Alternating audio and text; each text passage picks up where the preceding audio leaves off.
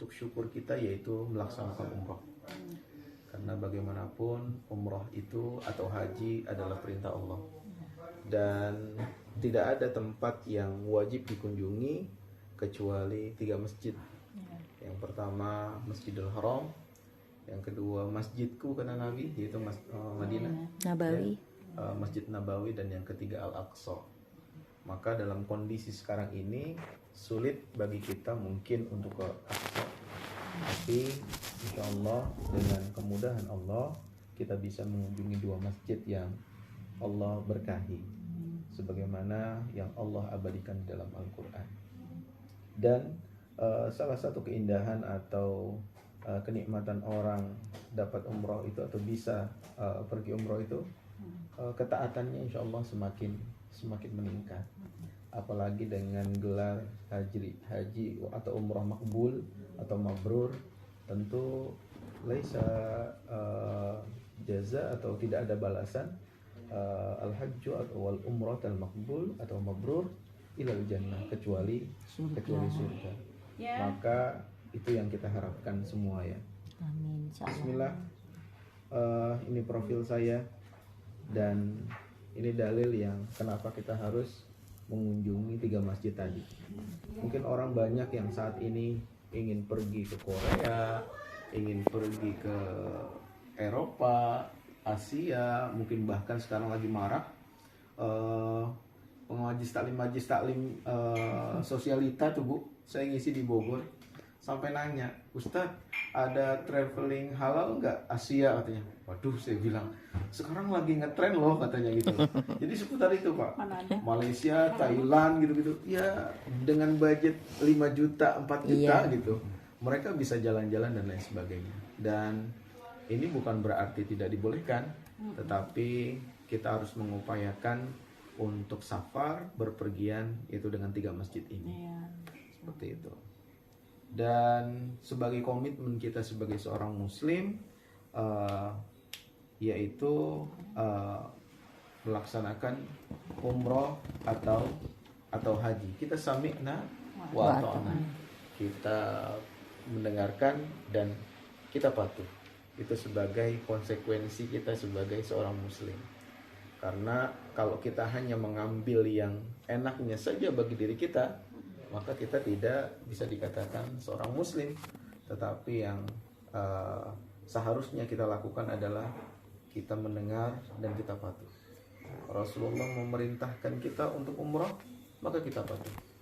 Bahkan ada ancaman dari Rasulullah Muhammad SAW, jika seorang hamba diberikan keluangan rizki dan sudah berniat untuk pergi haji ataupun umrah, namun dia menunda, maka 3 hal ini akan dialami orang tersebut. Yang pertama, nikmat kesehatannya akan dicabut oleh Allah. Karena kalau kita bicara sekarang sudah sehat, nanti aja deh, tahun besok aja untuk umrah, maka belum tentu tahun besok kita masih sehat. Bisa jadi Allah akan angkat dan tarik nikmat kesehatan. Yang kedua, nikmat rezeki. Ketika kita memiliki harta, memiliki rezeki yang cukup untuk banyak, tapi kita selalu menunda-nunda, maka siap-siap rezeki kita akan ditarik oleh Allah. Dan yang ketiga, akan disempitkan dengan masalah-masalah yang menghimpit. Jadi kalau kita merasa sekarang diberikan kelapangan oleh Allah, lalu kita tidak memenuhi panggilannya, maka siap-siap ada aja tuh pengeluaran, buat inilah, buat itulah, entah saudara minjem lah, entar anak inilah, macam-macam. Kenapa? Karena tadi ketika Allah sudah mengingatkan, hei kamu sudah punya cukup loh harta, katanya kamu mau umroh, katanya kamu mau haji, silahkan kerjakan. Tetapi yang ada diri kita apa? Menunda, menumpuk kekayaan dan lain sebagainya. Maka kita harus bersiap-siap dengan 3 ancaman ini. Mudah-mudahan Allah jauhkan kita dari hal tersebut ya. Amin ya. Kemudian apa itu umroh? Ya, mungkin mengunjungi, meramaikan secara bahasa ya.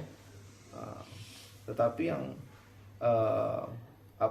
yang lebih tepat adalah menurut syara mengunjungi kota Mekah untuk beribadah dengan tata cara tertentu. Jadi umroh itu sebenarnya fokusnya di Mekah. Kenapa kok travel selalu mengaitkan dengan Madinah? Karena Madinah ini adalah kota Nabi. Kita tidak akan mungkin melewati momen yang sangat luar biasa dan berharga ketika kita berada di Saudi, lalu kita tidak menemui makam Rasulullah, tidak menemui masjidnya, apalagi kita tidak sampai untuk berziarah.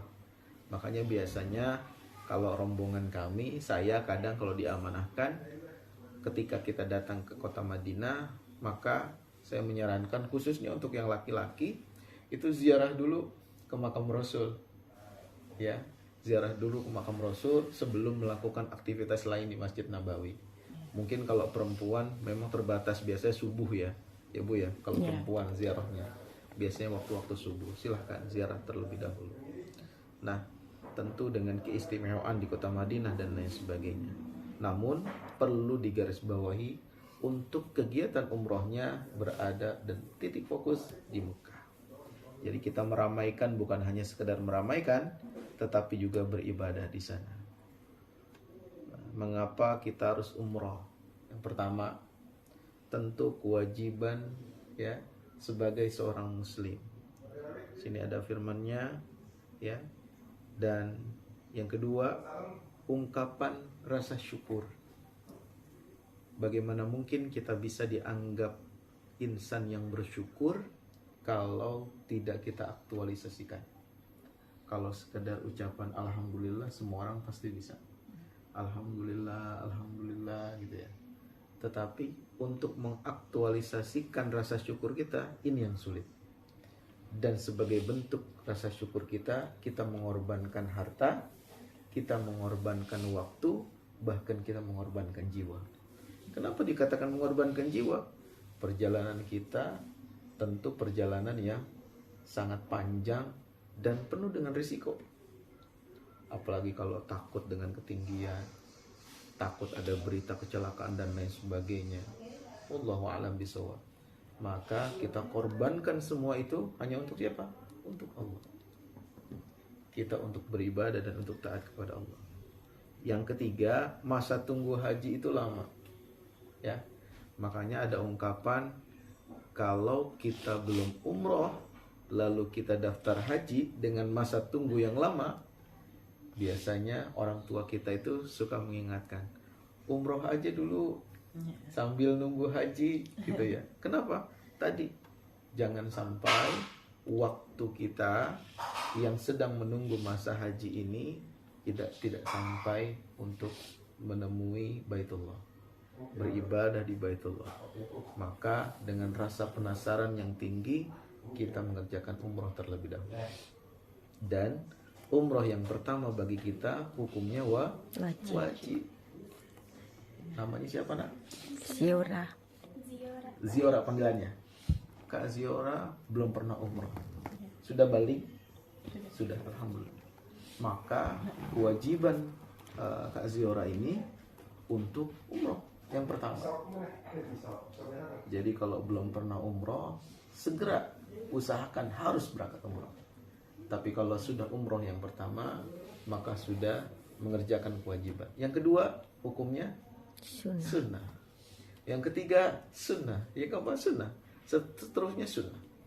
Maka yang pertama harus diupayakan semaksimal mungkin. Kalau qadarullah, bunda, ayah tidak memiliki rizki, maka anak Ziora wajib mengupayakan dengan sepenuh hati bagaimanapun caranya. Ya, ditanamkan di dalam hati. Dan nanti ini, info ini, berita ini ditularkan ke adiknya, ke saudaranya, dan sahabat, terus temannya dan lain sebagainya. Agar apa? Agar tadi pemahaman orang terhadap umroh itu lebih dalam, lebih tahu. Ya. Kemudian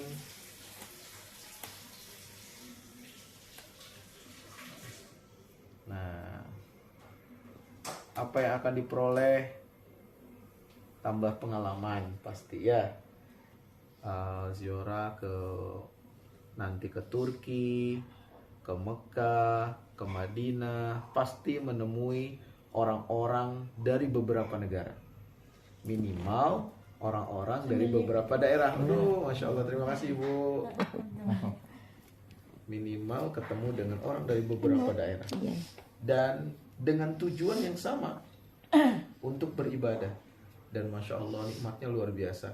Kalau ketemu orang dengan tujuan yang sama, mau dia orang Batak, mau dia orang Padang, meskipun mungkin kalau kita ketemu kadang suka sebel, tetapi di sana dengan satu tujuan yang sama, ramah-ramah semua.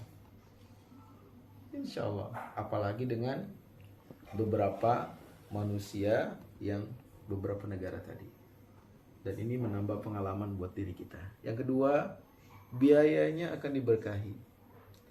Rasulullah SAW pun pernah menyampaikan, seseorang yang pergi berangkat untuk umroh maupun haji, mengeluarkan biaya dan lain sebagainya, maka Allah akan ganti segala apa yang dikeluarkan. Kenapa? Karena hartanya untuk ibadah, bukan untuk lain-lain. Berbeda kalau kita punya harta, oh mau jalan-jalan keliling Eropa, nggak ada jaminan Allah akan ganti. Kenapa? Karena bukan niat untuk ibadah. Tetapi kalau ke sana, maka niat kita untuk ibadah. Dan jihad yang paling besar saat ini adalah jihad umroh atau haji. Kenapa? Karena semua kita korbankan. Ya. Tadi saya bilang, ya, bahwa haji atau umroh itu bukan hanya harta, tetapi jiwa, waktu, ya, waktu kita fokuskan untuk umroh. Yang tadinya mungkin ayah atau bunda dalam 10 hari bisa menghasilkan berapa juta, berapa ratus juta, tetapi ditinggalkan hanya untuk beribadah di sana. Maka insya Allah rezekinya akan Allah berkahi. Yang ketiga, mendapatkan tempat mustajab. Nanti juga mungkin kalau masih ada waktu, ada beberapa tempat yang saya akan tunjukkan. Jangan sampai dilewatkan nanti untuk berdoa di sana, baik di Mekah maupun di Madinah. Yang keempat, mendapati tempat sholat yang besar pahalanya. Tahu nggak sholat di Masjid Nabawi itu berapa? Banding berapa daripada sholat di sini atau di tanah air? Tahu nggak, Kak? Nggak tahu. Di Masjid Nabawi 1000 kali lipat. Di Pahala Masjidil yang Haram akan didapat 100.000. 100.000. Itu kata Nabi. Masya Allah. Kalau kita 5 waktu sholat berjamaah di Masjidil Haram, dikalikan aja, Kak, 17 rakaat, ya, 17 rakaat dikalikan 27 derajat karena berjamaah, dikalikan 100.000. 100.000. Masya Allah. Maka kakak cukup 4 hari di Masjidil Haram atau di Mekah itu bisa mengalahkan ibadah kakak di Indonesia 100 tahun, bahkan lebih. Ya. Luar biasa nggak? Luar biasa. Padahal kakak usianya berapa tahun sekarang? 13 tahun. Tapi usianya melampaui manusia yang ibadah di Indonesia sebanyak 100 tahun. Ibu repot Kira-kira aja. banyak nggak? Udah yang Bu, cukup Bu. Iya Bu. Lanjutkan aja dulu. Kira-kira banyak nggak usia 100 tahun di Indonesia? Kak, dikit ya. Kira-kira dengan 100 tahun masih maksimal nggak ibadah di Indonesia? Kayaknya udah nggak maksimal dia. Tetapi dengan kakak cuma 4 hari di sana beribadah di Masjidil Haram, bisa melampaui manusia yang beribadah di tanah air Selama 100 tahun. dan tentu jauh lebih dari itu. Dosanya diampuni.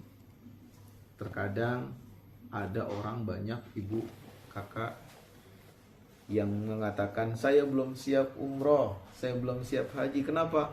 Dosanya masih banyak. Takut Kalau kata saya, Banyak jawaban itu sangat salah. Justru orang-orang yang seperti itu dan kita segera berdoa di sana dan memohon ampun di sana. Kenapa? Karena dosanya pasti diampuni. Ya, jadi terbalik terkadang orang-orang kita itu, dan mungkin banyak yang mengatakan demikian. Nanti aja kalau udah siap, nanti aja kalau sholatnya udah benar. Padahal dia di sana untuk belajar sholat dengan benar. Padahal dia di sana tempat taubat yang paling baik. Padahal di sana tempat memohon ampun yang sangat luar biasa. Tidak ada halangan seorang hamba ketika beribadah di Masjidil Haram, ya. Ketika dia berdoa, maka Allah langsung segera mengijabah. Masya Allah. Makanya nanti kakak, bunda puas-puasin di sana doa, puas-puasin. Karena tidak ada tempat yang terbaik kecuali di sana. Mabrur, tentu dapat pahala surga tadi yang saya sampaikan. Menyaksikan bukti-bukti kebenaran Islam, yaitu atau Al-Quran. Bayangkan ketika kita sholat di sana, apalagi kalau bunda pernah itikaf Ramadan gitu ya, 1 juz 1 malam, itu kalau kata orang-orang yang pernah merasakan, itu nggak kerasa. Apalagi dengan suaranya yang bagus dan merasakan keindahan Al-Quran di sana, itu nggak kerasa. Pengen banget Ramadan. Insya Allah, insya Allah. Nanti insya Allah ada, banyak lah pokoknya. Kalau insya Allah kita itikaf di sana. Insya Allah. Yang kedua, tentu kalau kakak punya hafalan murojaah di sana, bayangkan ketika Al-Quran itu turun di Mekah, ketika Al-Quran itu turun di Madinah, akan semakin tebal keimanannya nanti. Kenapa? Karena kita merasakan turunnya Al-Quran di sana. Ya, kita bayangkan beberapa sahabat ketika Rasulullah mendapatkan wahyu di sana, dan para sahabat semua terdiam, termenung. Bahkan ada suatu riwayat, satu surat yang diturunkan oleh Allah, itu para sahabat mendengarkan dan tidak bergerak kepalanya sedikit pun. Sampai-sampai kata para sahabat, beberapa burung membuat sarang di kepala para sahabat. Sampai segitu khusyuknya mereka mendengarkan ayat Al-Quran yang dibacakan oleh Rasulullah, yang baru saja Rasulullah dapatkan dari malaikat Jibril. Jadi sangat luar biasa keindahannya. Apalagi nanti bunda biasanya city tour, ya, city tour ke Uhud, ya. Bayangkan nanti ketika mutawifnya menjelaskan peristiwa Uhud, ya, kita hadir di sana, kita menyaksikan di sana betapa para sahabat, ya, yang wafat, yang gugur di perang Uhud sana. Kita juga menyaksikan, mungkin kalau biasanya bunda suka ditawari kak sama kakak juga dengan mutawif, kalau kuat ke Jabal Nur, ke Gua Hira, menyaksikan Al-Quran itu pertama kali didapatkan oleh Rasulullah di sana. Masya Allah, kakak mau kuat lah, insya Allah. Sekarang tapi ya. ada itu, ada Kenapa? Museum Wahyu. Sekarang museum Wahyu ya, yang baru ya. Museum Wahyu. Nah itu iya betul. Museum dekat Wahyu. Gua Hira. Oh, dekat Gua Hira. Ininya apa replikanya Gua Hira. Nanti ada tujuan city tour ke situ. Oh, ada ya. Sekarang Tapi itu opsional. Opsional. Iya. Dan itu silakan dinikmati, dirasakan, bukan hanya dengan fisik tetapi juga dengan keimanan. Insya Allah akan semakin tebal dan bertambah keimanannya. Lalu yang ke-8, mendapat ridho Allah tentunya. Dan ini ada beberapa keistimewaan kota Mekah, ya, saya skip aja, nanti bunda bisa baca. Ini kota Madinah, ya, bagaimana Rasulullah Nanti dibagi materinya, Bu. membangun Ya. Masjid Nabawi di sana bersama para sahabat. Dan sekarang kita bisa merasakan keindahannya, dan mungkin sholat kita saat ini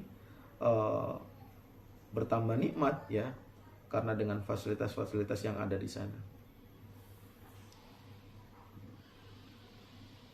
Dan ini keutamaan mempersering umroh. Terkadang orang sudah pernah berangkat umroh, lalu ingin lagi. Boleh gak? Boleh. Dan sangat dianjurkan. Dan ada dalam suatu hadis, antara umroh yang satu dengan umroh yang lain, berikutnya itu sebagai penggugur kewajiban, sebagai penggugur dosa, penghapus dosa. Makanya banyak ya para guru atau para alim ulama atau orang-orang yang memang sudah memahami dan mendapatkan manfaat dari umroh biasanya sering-sering dan ketagihan seperti itu ya, insyaallah. Nah, ini syarat umroh. Jadi syarat umroh apabila tidak memenuhi syarat ya, maka tidak terkena kewajiban. Yang pertama tentu Islam. Kalau bukan muslim nggak boleh dia datang sana ya. Yang kedua merdeka, bukan sebagai tawanan atau budak. Yang ketiga balik ya. Jadi kalau anak kecil boleh nggak? Boleh, tetapi tidak menjadi kewajiban ya. Tetapi kalau sudah balik, kakak sudah mendapat kewajiban. Yang keempat mampu. Mampu itu bukan hanya materi. Mampu itu tentu bekal ya, fisik, termasuk juga ilmu. Karena banyak orang-orang ya, khususnya masyarakat di Indonesia yang umroh hanya sekedar dia punya materi saja, tetapi bekal fisik ya, ilmu ya, dan lain sebagainya dia tidak siapkan. Oleh karena itu ini penting yang harus disiapkan. Lalu selanjutnya harus ada mahram ini dulu. Kalau sekarang justru makin longgar, dibolehkan. Iya, seperti itu. Jadi ini adalah syarat yang mendapatkan kewajiban. Nah, ini rukun. Nah, rukun umroh ini sangat sedikit dan simple sebenarnya. Nggak sampai berhari-hari ketika kakak dan bunda mengerjakan umroh. Nah, rangkaian amalan yang harus dilakukan ibadah umroh. Kalau tidak, ibadahnya tidak sah. Kalau tadi syarat wajib, maka kalau tidak memenuhi syarat wajib berarti dia tidak wajib untuk umroh atau haji. Nah, kalau yang kedua sekarang rukun. Kalau dia meninggalkan, maka umrohnya tidak sah. Apa saja itu? Yang pertama ihram. Yang kedua tawaf. Yang ketiga sa'i. Yang keempat tahallul. Hafal Kak? Apa coba? Sebutkan. Ihram, tawaf, sa'i, tahallul. Cuma 4 ya. Jadi ihram, tawaf, sa'i, dan tahallul. Ini adalah rukun umroh. Jadi kalau kakak bunda tidak tawaf ya, setelah ihram langsung sa'i, apalagi langsung tahallul, maka tidak sah ya. Oke, baik. Nah, ini wajib umroh ya. Wajib ialah rangkaian amalan yang harus dikerjakan. Bila tidak, ibadah umrohnya tetap sah, tapi harus membayar dam. Ya, tadi rukun itu nggak boleh ditinggalin. Kalau ditinggalin berarti nggak sah. Kalau wajib umroh, dia bisa ditinggalkan, tetapi harus membayar dam. Yang pertama, ihram, niatnya dari mikot. Batas artinya. Ya, mikot itu tempat, batas, atau suatu daerah yang telah ditetapkan untuk niat umroh. Kalau kakak atau bunda niat tidak di tempat tersebut, maka umrohnya gimana? Masih bisa atau masih sah, tetapi harus bayar dam. Yang penting niat ya. Tapi kalau tidak niat, maka tidak sah pastinya, karena tadi ihram ya. Yang kedua, menghindari larangan-larangan. Kalau mengerjakan larangan, umrohnya sah nggak? Sah, tapi harus bayar dam. Ya, ini dia rangkaiannya. Berarti tadi cuma 2 ya.